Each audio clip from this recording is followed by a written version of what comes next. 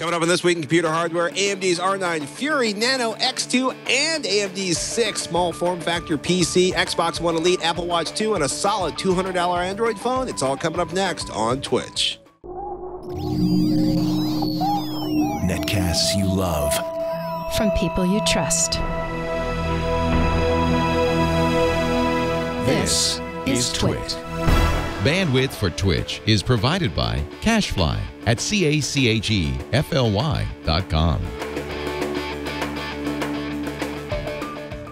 This is TWiCH, This Week in Computer Hardware, episode 320, recorded June 18th, 2015. AMD's Week of Fury. This episode of This Week in Computer Hardware is brought to you by Casper, an online retailer of premium mattresses for a fraction of the price, because everyone deserves a great night's sleep. Get $50 off any mattress purchase by visiting casper.com/TWiCH and entering the promo code TWiCH. Welcome to TWiCH, This Week in Computer Hardware, TWiCH's weekly show that aims to bring you the most useful, most elegant, most sophisticated, and delightful information about computer hardware technology available on the entire surface of the planet or anywhere in the universe. I'm Patrick Norton, and I'm probably puffing us up a bit, although I tend not to make extraterrestrial claims about. You know, I was looking at a contract. I was looking at a contract recently, and it was like, at any known place in the universe, and any like known or unknown place in the universe. And I was like, wow, I feel like I'm a character in a Marvel comic book all of a sudden. Grandiose claims of awesomeness aside, we've got a lot of stuff going on this week. Starting with something I think everybody was probably anticipating, the AMD Radeon R9 Fury. And I could tell you about it, but my information would be worthless compared to the information that Mr. Ryan Shrout could give you. So I'm just going to hand it probably the next 15 minutes of the show right over to you. Did AMD do all of this in like one giant announcement day? Is that what this was about? Yeah, they did. They really had, on Tuesday, they did their own kind of press conference in the morning, like noon Eastern, 9 Pacific, and then later in that evening, they were like part of the PC gaming show that was hosted by PC Gamer. That was kind of, you know, Austin Station. I'm not going to use that word because I don't know how to pronounce it, but was attempting to be. There you go. Thank you. Grandiose. Was attempting to be a part of the E3 show, right? Like, hey, look, EA had a press conference, and Sony and Microsoft, and they talked about Xbox, they talked about PlayStation. Now let's talk about PC. It didn't come off quite as well as that, but it did fairly well. But yeah, so AMD basically had the entirety of a day just talking about a whole bunch of stuff, a lot of it that we had not really heard of before, and some of it that we had. Something we should point out is that E3 was this week. Yep. We'll talk about, you know, a couple of things from E3, but mostly we'll say that, wow, PC gaming really isn't dead. And I just want to lay that out there. Yeah, I mean, far from it. I mean, we have known that for a while, just based on how we see graphics cards change and how we see purchasing trends change and buyers. Like PC gaming, I think, is stronger than it's been in quite a long time. But AMD has been in this kind of odd spot in terms of a technology, you know, somebody who is generally considered one of the technology leaders of PC gaming, up there with Intel and NVIDIA, where they had been fairly stagnant on the GPU side for a long time, right? They released the Radeon 290 and 290X back in, it was 2 years ago, I think this month, or 2 years ago next month. And that was the last kind of single GPU offering that they had come up with. There was a smaller GPU, like a mid-range GPU called the 285 that they had released maybe 18 months ago or a year ago. But NVIDIA had refreshed its product line like 1.5 times over with new GPUs since AMD had done anything. And so we've talked on the show. This is not a secret for anybody who's been listening for a while. We've talked about AMD Fiji.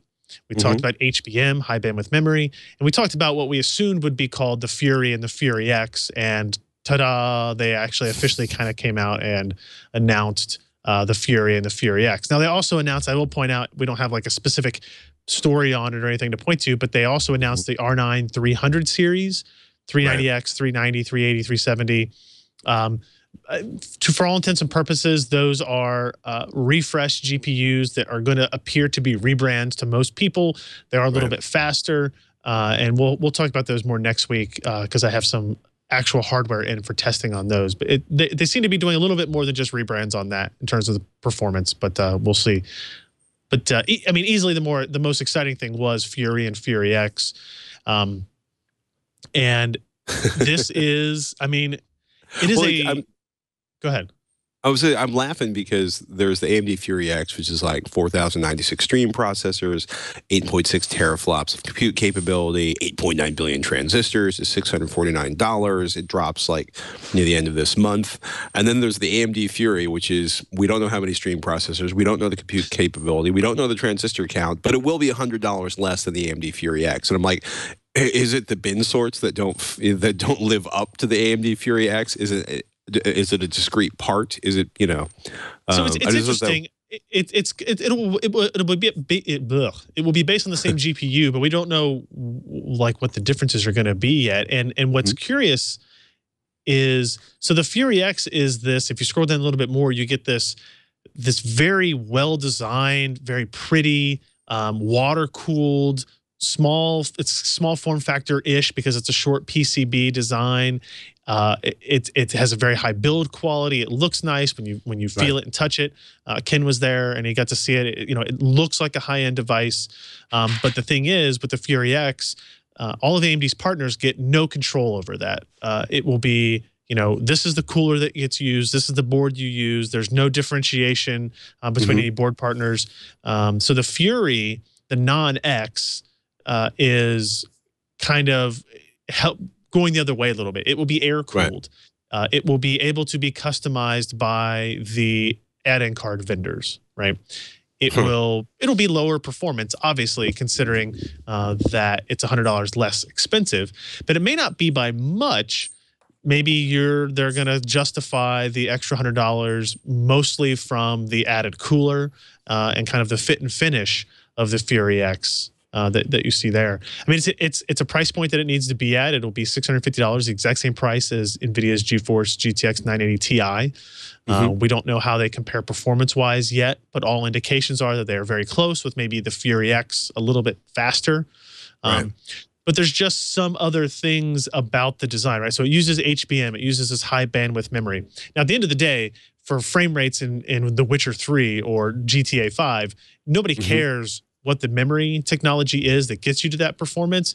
But for those users that do kind of think about, oh, how cool that technology is, this is the first GPU that uses this 4,096-bit wide memory bus that runs at a 500 megahertz, but provides 512 gigabytes per second of available bandwidth to the GPU. So it's technologically fairly advanced compared to everything else out there.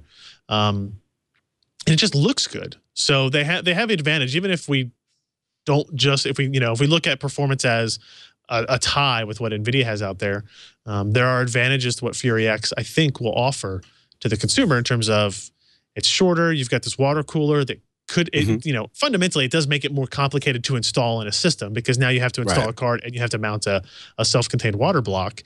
But for somebody who's spending $650 on a video card, I don't think that's going to be a huge concern.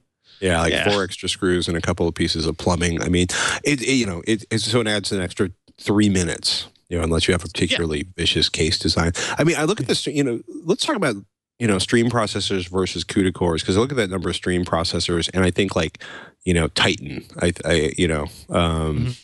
it just seems like a really high-end card. And is it going to be, I probably shouldn't even bother. This is pure speculation. Will this unreleased, untested GPU involving a radically new memory technology be faster than anything the competition has? Those are the questions everybody wants to know. Those are the ones that everybody's asking me on Twitter. And I honestly don't know. Like, I don't have a card yet. So even if I knew, I probably couldn't tell you. But I mean, June 24th is when it's going to be available. You can just assume the reviews will be up on the 24th. So by next week's Twitch, we'll be able to talk about what the performance characteristics are, what the power characteristics are, and really get an idea of, where it fits in the stack. I just think when the 290-290X came out, the reference designs for those cards were bad. They looked kind of plain and cheap. The fans were bad. The cooling system was bad. It resulted in throttling that affected your performance. And they clearly wanted to go 100% the other direction with this. They wanted to be known as like, hey, we're building a high quality product for that user that wants the high quality part. And from what I see thus far, it looks like it'll do that. So I'm excited to hopefully get my hands on one and play with it soon. That would be nice. So, but it was the only thing they announced. Okay, so I mean, where do we go next? The Nano 6, the Dual-Fijis, the small form factor system. I mean, it was a lot of news. I think the R9 Nano was the most surprising thing that I saw in terms of market for that.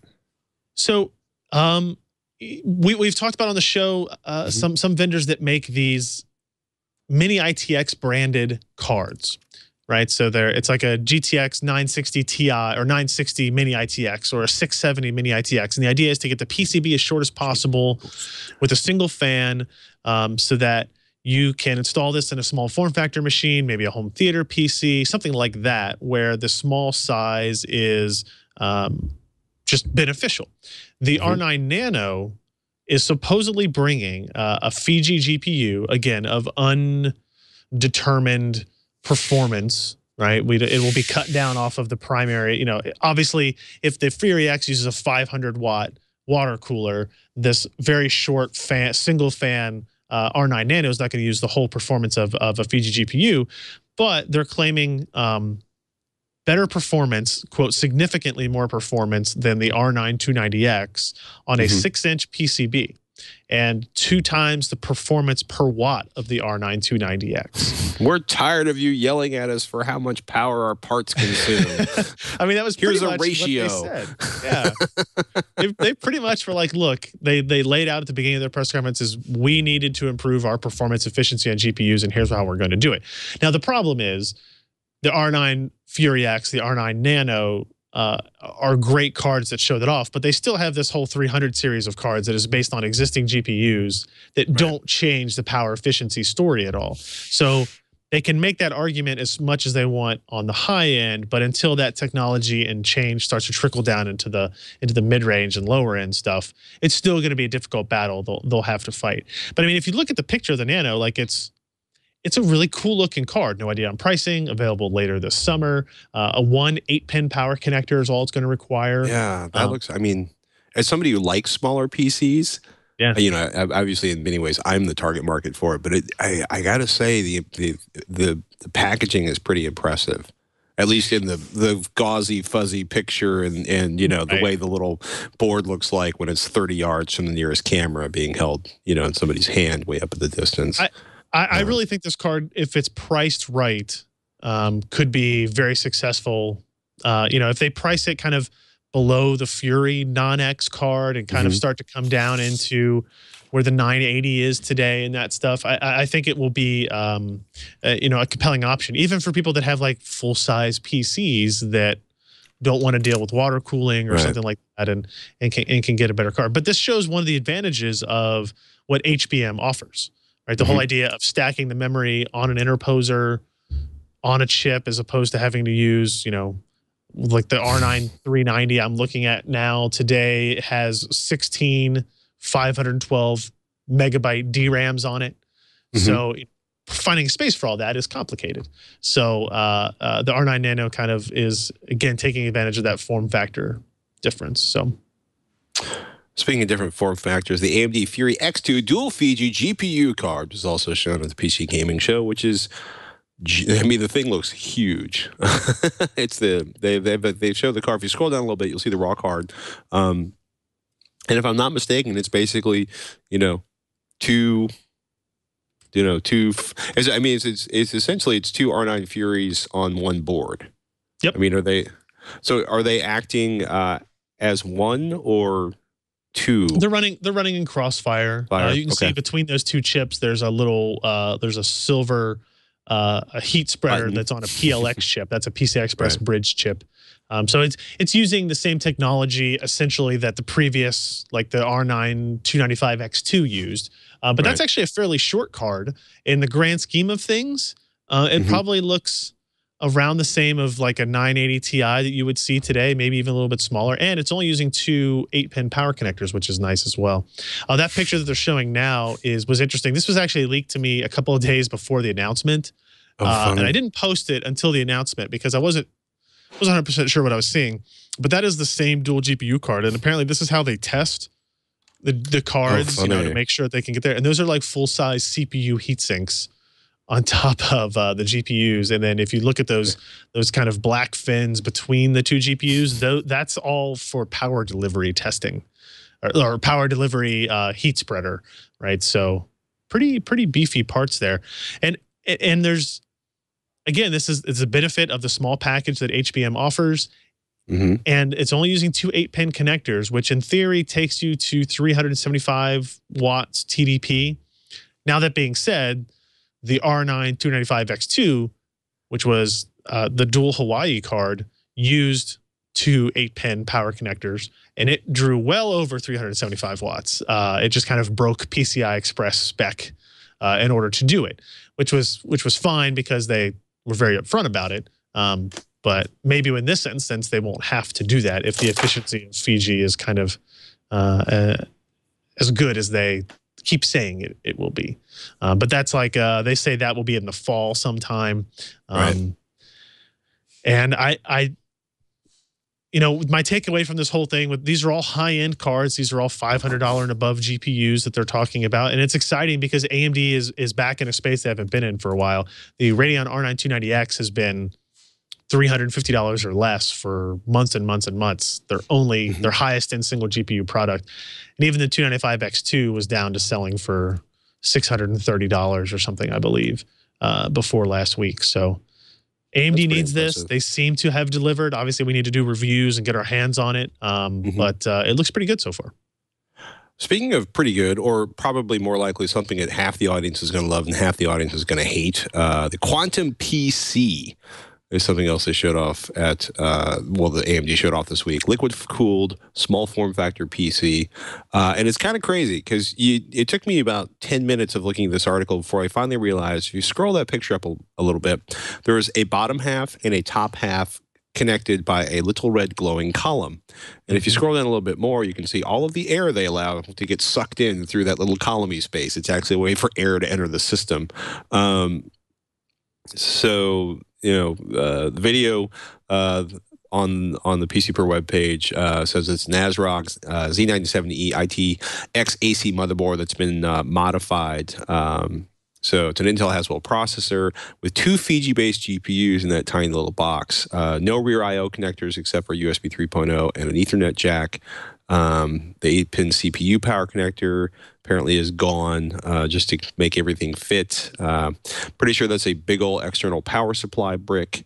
But it's an interesting looking part. And, you know, I'm trying to figure out, like, if they did this, you know, is this AMD testing the water on, it seems like between the Fury announcement where they delivered a card that is basically done and should be the best the card can perform. Obviously, there'll be engineers from other, you know, manufacturers trying to fight them on that. But it seems like AMD wants to start bringing the retail revenue back in-house. I mean, does it feel like that to you? I mean, they definitely do. They're paying attention to what everybody else is doing, what the market is doing, and kind of consolidation wise, and bringing stuff back in house. I don't know if they really want to sell this system. I think I would like for them to sell this system. Right. It would be expensive. I mean, this is like a $1,500 to $2,000 system, I would imagine. At least. And it's a very unique design that I think shows off, again, everything that they talked about with Fury was showing off the advantages of form factor, and this is one of those things that allows them to do that. Do I think AMD really needs to get in the business of selling PCs? Probably not. Probably not a good idea for where they're at. But I would hope that maybe they would look to one of their system integrator partners, that they're whoever they have the closest relationship with, and basically give them all of this stuff and be like, here's how we made this. Now you make it, and you can put, you know, main gear on the top of it instead of AMD, or in addition to AMD, and now we sell this as a package for people to use, because that uses a dual Fury X system in there, right? It's got two Fiji GPUs. It has, ironically, an Intel Haswell processor in it as well. But it's just cool looking. It's neat, and it's something that I think would be nice to have sitting on your desk. And then the external power supply, it's a little bit of cheating because when they first showed it off, they didn't show the power brick. Obviously, they weren't, you know, they didn't want to like notice draw our a whole bunch of attention sophisticated. desktop-friendly design with his big old cable that snakes out the back. But as long as you can get the cable long enough and you can put that on the floor under the desk by like where your subwoofer is or whatever, right? Then fine, great. Right. It doesn't need to be, in the way or anything like that. So I thought it was pretty cool. It was also, I would say, I guess I take this back. This was the most surprising thing I saw during AMD's press conferences was that system, not the R9 Nano, but still pretty cool. It's pretty impressive. Let's take a moment to talk about another graphics card from a different vendor. This time, the GTX 980 Ti. Jeremy wrote this up for PC Per. Revisiting the GTX 980 Ti. It's funny, we were talking about this on Tech Thing today, or the episode that I'm actually posting right now, where somebody is like, oh, well, my friend's selling a second 970 so I could run them in SLI, or I could buy a single 980, Ti. And I'm like, dude, I need to know how big your monitor is, or if it's a like 144 hertz monitor. Because if you're running 1080p gaming, you're good with a single 970. But it's funny when you start looking at the SLI gaming benchmarks, how close in so many things the Titan, a pair of 970s and the 980 Ti are, which kind of makes sense. They're all the similarly priced. But it's funny, like, Jeremy's talking about a hard OCP article where, like, Witcher 3, they did a whole bunch of extended benchmarking. For 4K gamers, the Titan actually does beat the 980 Ti by a little bit, and that happens in a whole bunch of games. The 980 Ti needed to, quote, lower graphical settings to remain at a decent frame rate, but still remained a far better value for those gaming at 1440p. They looked at VRAM usage. It's interesting, and this also, I think, is the first time Witcher 3 and Grand Theft Auto 5 were used in hard OCP's roundups. But, it's funny, like, I'm really curious where GPUs are going to be in about 6 months, kind of rolling into CES 2016. Oh, goodness. Yeah. That's only 6 months away, you say, huh? Great. It's only... Don't make me go vomit in the garbage can in the corner of the warehouse. Darren hates it when I do that. Stress vomit. I'm curious because the vast majority of the people I run into are still using 1080p monitors. 1440p monitors are getting more I'm working on a 1440p monitor. I miss the 4K monitor I had on loan.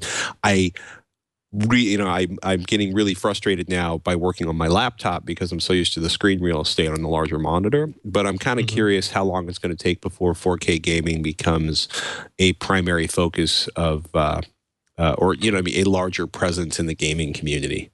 It's kind of a sentence, right? I think we're kind of off cadence here. We used to see NVIDIA and AMD GPUs kind of released within 30 to 60 day windows of each other. We're way outside of that now. Right. So I think the current, like, once Fury X and Fury come out in July, I think we have probably 9 months of kind of a mostly stable GPU ecosystem. There will still be some minor changes, like, oh, hey, we cut down Fury a little bit more and made a smaller one, or price adjustments and that type of thing. But NVIDIA's next big GPU release is definitely not until 2016 with Pascal, and I'm guessing not early 2016 either. But maybe Fury X kind of like pushes them forward some, and they need to do that. We'll see. Hey, let's take a moment to thank our sponsor, Casper. This episode of This Week in Computer Hardware is brought to you by Casper. They sell mattresses. They sell mattresses online. If you're very, very lucky, you've perhaps seen Leo leaping and floating onto a mattress, or you've gone to the Casper website right there. They sell you mattresses. If you've ever bought a mattress, and I have, it is often a miserable and terrifying experience involving lots of sadistic things like, well, we match prices on mattresses, but they actually make a different name or brand of mattress for every single vendor that carries it. There's just a lot of irritating things about buying a mattress. Mostly that they're incredibly expensive. A lot of them aren't very good. And Casper's kind of, trying to make things simpler. They're an online retailer, premium mattresses. They want to cut the cost of dealing with resellers and showrooms. They want to pass the savings on to you. And I like this idea. It is a, quote, obsessively engineered mattress at a fair price. And I come from a family that worked in furniture, and it's amazing how different some mattresses are. they're using latex and memory foam. Their idea is to sort of bring them together to make a very comfortable mattress. It has just the right amount of sink and bounce, long-lasting comfort and support. Leo is a huge fan of the Casper mattress. He has been sleeping on it for quite some time now. You can buy it online. It's completely risk-free. They understand that you want to try out a mattress. You know, if you're in New York or LA, you can go try one out in their store. If you're not, they have a 100-day period, free delivery, painless returns, 100-day trial period, so that if you don't want to lie down in a showroom where all those other people have laid down on the bed before you, you can try it in the comfort of your own home for 100 days. They're made in the USA. They get shipped to your house for free in a box. You know, you open up the box, you open up the packaging, the mattress expands itself. It's pretty cool. So you can get Casper mattress. It's $500 for a twin or $950 for a king size. You know, and obviously a queen's going to be in between those two. And it's a really good price compared to what a premium mattress costs, having shopped for one in the none too distant past. It's pretty cool. It's a pretty good deal. The shipping is free. It comes to a box out of a van to your house, so you don't have to deal with people trudging through your house. I like it. And we got a deal for you. You can save an additional $50 off as one of our audience members by going to casper.com/Twitch. That's casper.com/TWiCH, and then enter in the promo code Twitch. Casper.com/Twitch, enter the promo code Twitch. Get yourself $50 off a Casper mattress.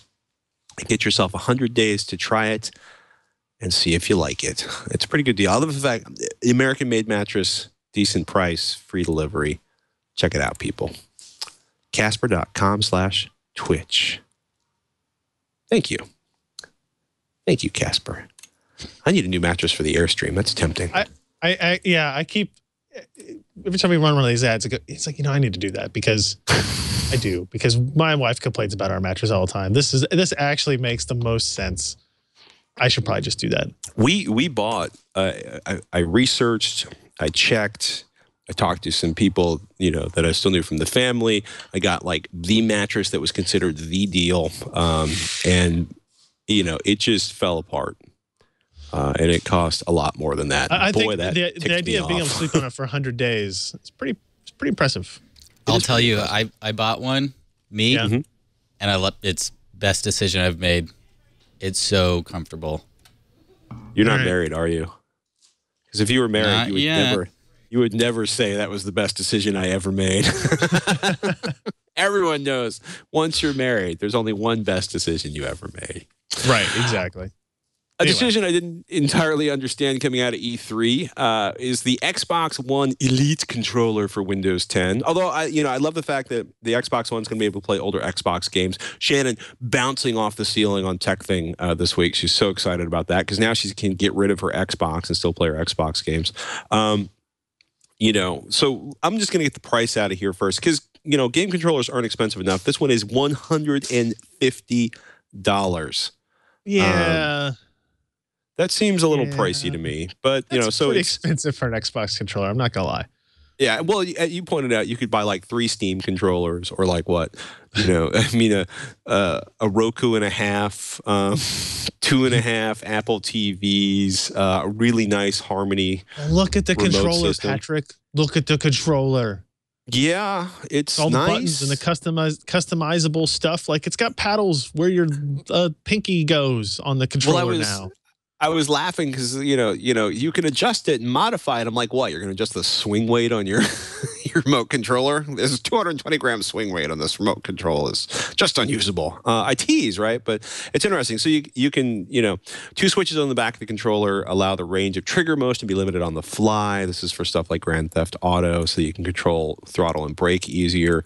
Then you flip a switch when you leave the car and get the full range of motion. I mean, there's a lot going on here for a serious gamer. In terms of the ability to edit buttons and mapping and the physical hardware modifications you can make by putting in different types of pads and stuff. So I will say, there's a lot going on here. Scott's got a pretty good write-up on it. It's interesting that a wireless adapter is going to be, will not be required if you use the included USB micro cable. Right. So it's going to be available for the Xbox, obviously, and Windows. Yeah. Windows through USB, or if you buy one of the wireless dongles for it, it's got like adjustable height thumbsticks. I don't know what that's good for yet, but it sounds awesome. Well, it's only $150 to find out. And unlike a Casper mattress, they're not going to give you 100 days to return it. No, they won't. No. And I think it's going to be available in October, I believe. Yeah. I don't know. I mean, would the higher thumbstick allow you, is it like gives you just like you have more, not more leverage, you're not worried about leverage, but like if you're driving a car with it, do you get more a higher angle of throw with it, I guess, because of that? A friend of mine's a very sophisticated golfer, and he said to me, there's two people that buy a particular brand of golf clubs. There are people who can knock, a mosquito off of a fence post at 70 yards in a roaring hurricane every time. And there's guys that like expensive golf clubs. And, for some segment. 100% accurate. You know what I mean? Like, there's going to be people that are going to put that thing on there and they're going to start taking names and kicking ass in gaming tournaments and being the terror of everything online. And there's a lot of people who are going to have a $150 controller that did exactly everything they did with the free controller that came in the box. I'm just looking forward to Windows 10, like Xbox gaming on Windows 10. Yep. I was kind of impressed, like this, that they kind of announced day and date it'll work with the PC. They're going to bring the wireless stuff to the PC. They announced a couple of first-party titles were going to come to the PC. Forza and the Gears of War remake, I think, are coming to PC. So, it's not a huge shift all of a sudden, like where some people were like, oh man, what if they made it so you could run every Xbox game on a PC? They clearly didn't. They're not going to do that. They're not going to undermine themselves in that way. But any little bit where they start to realize that the PC gaming market is like a profitable and growing space, I think they're gonna try to take advantage of it. Makes sense. Yeah. Makes sense. While we're talking about set-top boxes, I'll do a quick mention that Razer has bought the tortured remains of Ouya. You may remember Ouya, the Kickstarter darling that was a dedicated console for Android games. It had a couple really good games out of the gate, but could not sustain momentum, especially in the wake of things like the Amazon Fire TV. And, let's see, I can see a Shield over there in a corner of my desk. And by the way, just about every tablet on the planet. So it was interesting that Razer bought the remains of Ouya. And the other thing that was interesting is there are a bunch, Ars Technica has a particularly good one, of people that have gotten hands-on, and I thought the Tested guys did too, who have gotten hands-on with the Oculus Touch Controllers. Because the Oculus Rift, they have the final version. They're going to be shipping with an Xbox controller. But the new controllers are really radical. And if you're kind of curious about what's going on with the future of controlling your virtual self in a virtual world, if you click about 4 clicks over on that, you'll actually see they kind of look like the part of a sword you hold on to, the handle of a sword. There's an actual name for that. There it is. 1 more over, 2 more over, 1 more. And 1 more, and there they are. Well, it's kind of funny, but people are like, oh, it's a remake of the Wand. Oh, they're very similar to the Nintendo controllers, but different. But it's going to be interesting because controlling your universe in 3D and making it, doing that thing they're trying to do where it's more enveloping, whether you're talking about, Dolby's Atmos or obviously VR gear period wrapped around your head. The idea is to, draw you into that world. And if you're supposed to be, running around a battlefield, you're not going to feel very running around a battlefield if you're sitting there holding on to an Xbox controller. Right. But, I also like the fact that they look like they have giant handguards on them in case you get into single combat with a lamp in your living room. I was going to say, it just looks like so you don't accidentally slam your hand into a wall or something. Yeah. It's like a little bit more protection for that. That's totally what that's about. I was Steve Chardine. Dean or Dane? Chardine. Chardine. My apologies, Mr. Chardine. It's okay. But one of my favorite titles in a long time, the ASUS G751JT-CH71 Gaming Notebook review. That part's not my favorite part of the title. Frugally Fantastic, which not only sounds like a new operating system from the Android crew, but the whole idea of a frugal gaming notebook kind of blows my mind. Why is it frugal and fantastic? Well, it's fantastic just because it is a fairly high-powered gaming laptop. It's got a GTX 970M, a Core i7 4710HQ, and it's frugally fantastic because it is fairly modestly priced. It's not cheap. It's about $1,500, but by gaming notebook standards. Yeah, exactly. Right. So for a gaming notebook with a 17-inch 1080p screen, 16 gigs of memory, the one thing I am not a fan of is that this specific configuration ships with a 1 terabyte hard drive instead of any solid state drive. And last night I tried to use a laptop with a hard drive and I literally like threw it off of my desk. Yeah, I was like, this is not acceptable anymore. But it does have, 802.11ac, 4 USB 3.0 ports. It's got Thunderbolt, HDMI, mini display port, VGA, for all that stuff it still uses VGA. The one thing this doesn't have, and we want to be sure to point that out, is it does not have the new G-Sync display integrated. This particular SKU does not have G-Sync on it. We have a G-Sync model here. We haven't done any testing on yet, or haven't finished review on yet, and we're still waiting to post that. So like the insides are essentially the same, different hardware configuration. I think the G-Sync model we have has a 980M instead of a 970M, but obviously that will increase the price some, as well as the new G-Sync display that goes to 75 hertz. So this model that's $1,500 doesn't include that, and should still, it's still a fantastic option for somebody that wants to get a low-cost gaming notebook. I would just I would probably tell people to wait for the G-Sync models to kind of start percolating out a little bit, and we can see where they fall price range wise. Because if it's only $100 more or something like that, then I'm going to tell you to get the 75 hertz G-Sync monitor as opposed to the 60 hertz non G-Sync display. That's just like a very easy decision for me. Right. So, I would go check this out, and if you can find a great deal on it, or you're not interested in that kind of stuff, then feel free to pick it up. But it's nice to see these gaming laptops, come at more reasonable prices. Right now, you sacrifice by having a hard drive instead of an SSD, but you can add that yourself. Like we show you the picture of the inside. There's 2.5-inch hard drives bays in the bottom of the machine. One of them's empty. Throw in a SATA SSD and boom, there you go. Yeah, you can see there. Right. There's actually 2 empty memory slots as well if you somehow need more than 16 gigs of RAM on your laptop, which is probably not likely, but it's there. Or if you're using it for video editing or something like that. Yeah. Interesting. Yep. Interesting.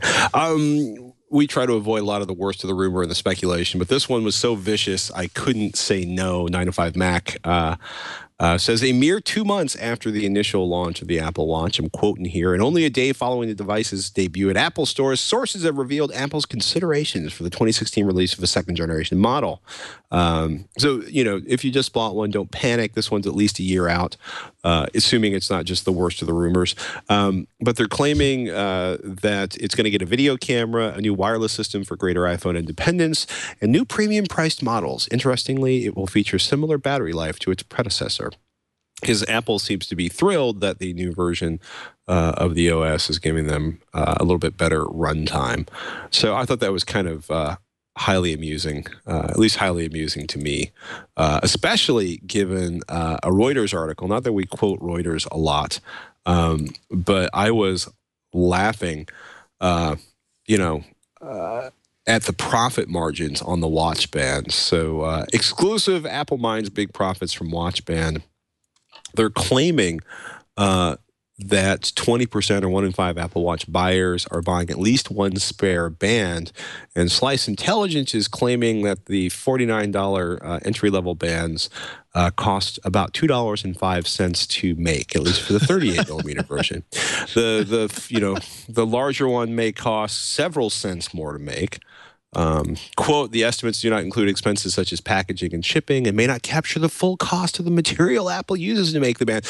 In case, it's some, they messed up. Or no, I think more in case they invented a fantastic new, they use their own brand of unobtainium, not to, use an Oakley trademark.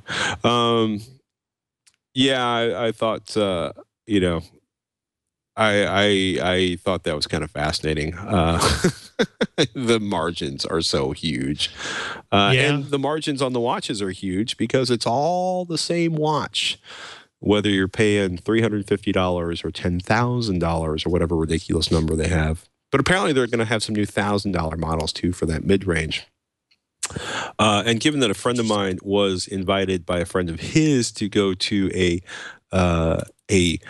I don't know what you call it, a gathering, like a trunk show for watches where they were looking at $200,000 watches. That was the entry level. You could have committed to spend for a $600,000 watch. You know, there's people with a lot of money and are very excited to spend it. And Apple is thrilled to have such an awesome new opportunity to generate revenue. Yeah, I was just kind of like, wow. I don't know. I do like the idea of a video phone on my wrist because I can think of few things less comfortable than talking to someone. Well, you know, I guess you could put the watch on a stand, maybe.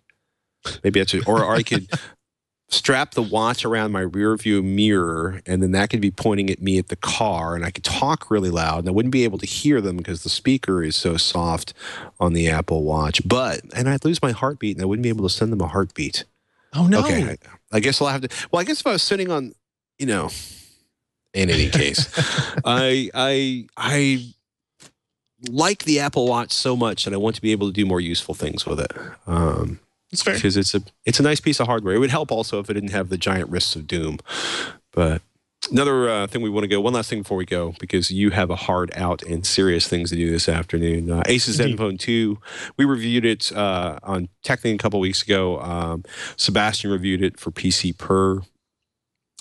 This is a competitor to me to the Moto G, which I think is the best low cost, or I should say the Moto G 4G LTE, which I think is the best cost, or set a new standard for what a $200 Android phone could be.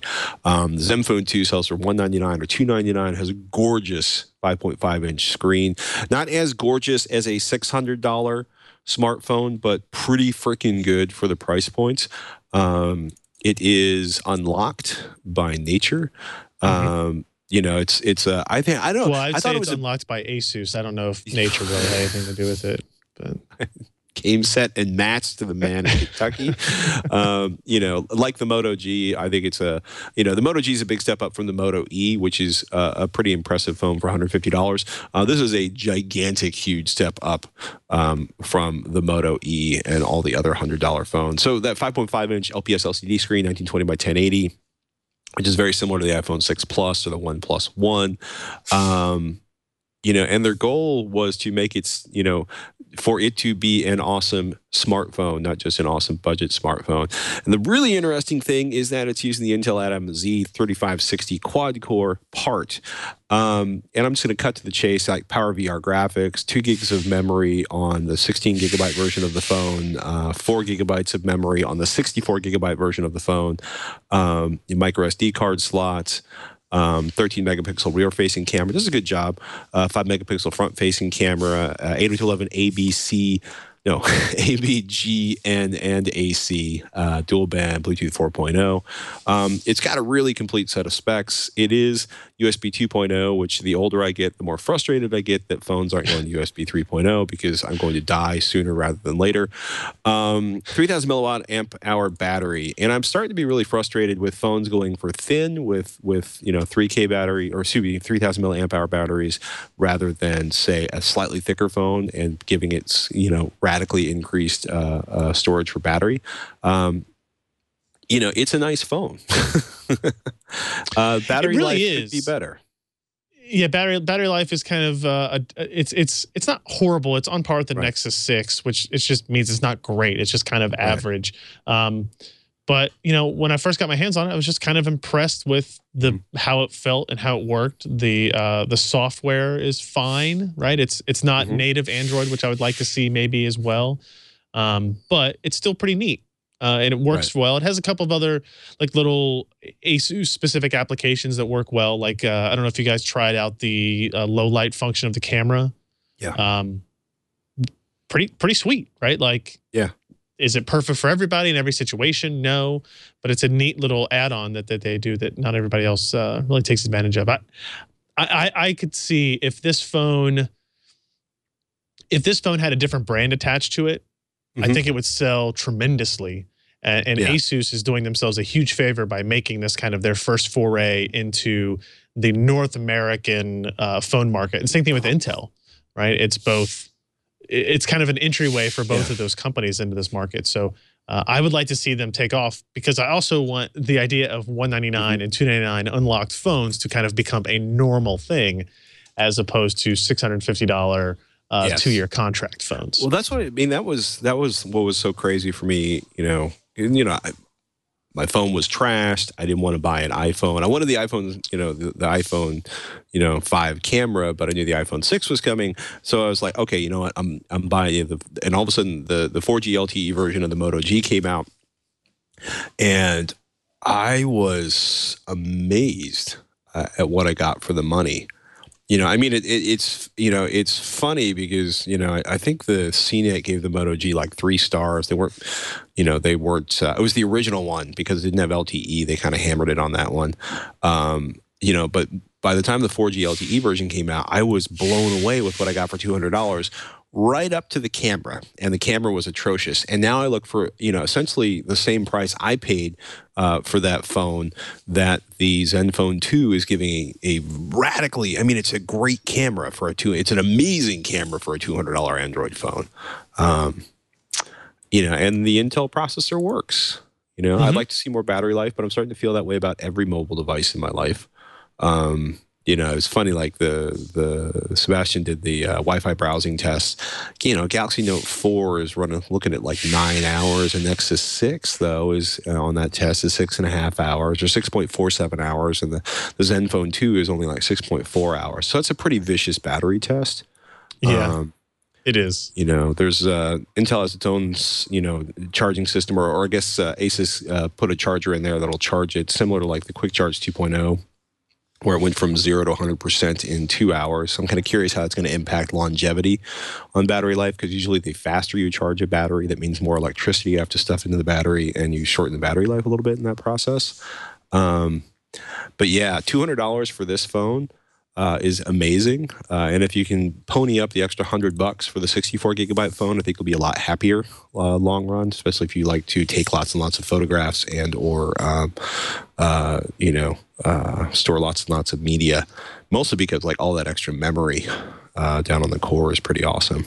Doubling the system memory, and the fast charging system is on the more expensive phone. Yeah, I'm awesome, and I'm with you, dude. I'm stoked to see affordable phones get super awesome. And like good ones, yeah, I want that to extend out for as long as we can. Make it normal in this country as opposed to just everywhere else in the world. Yeah. Well, there's a lot of sucky phones everywhere else in the world too, but I'm just saying. Fair. Oh my goodness.